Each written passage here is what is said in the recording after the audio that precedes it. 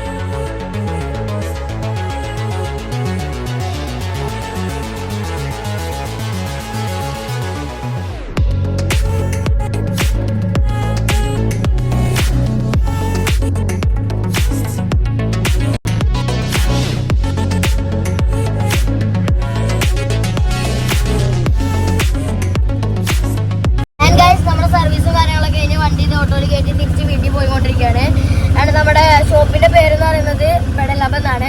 പിന്നെ ഇവിടെ ഒരുപാട് നല്ല സൈക്കിൾ കളക്ഷൻസ് ഉണ്ട്. ഗിയർ ആണെങ്കിലും നോർമൽ ആണെങ്കിലും ഒരുപാട് നല്ല സൈക്കിൾ കളക്ഷൻസ് ഉണ്ട്. ഇമ്പോർട്ടഡ് ആയിട്ടുള്ള സൈക്കിൾസും ഉണ്ട്.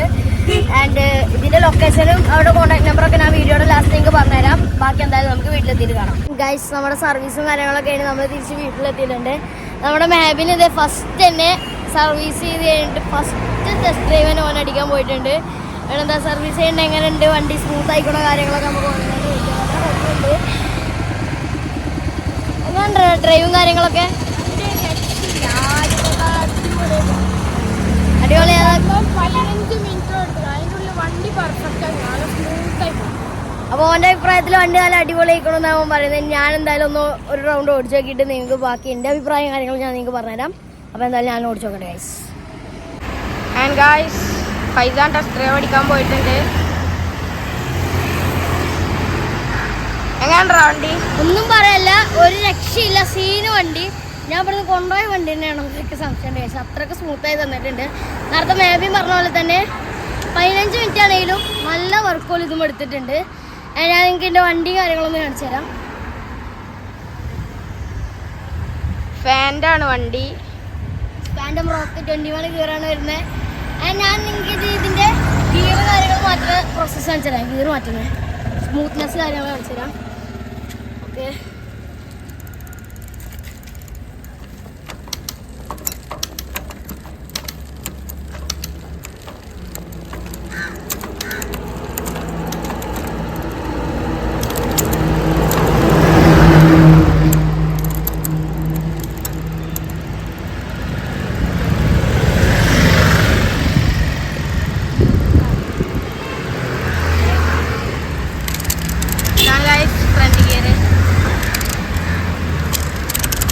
കാണണ്ടോന്നറിയില്ല.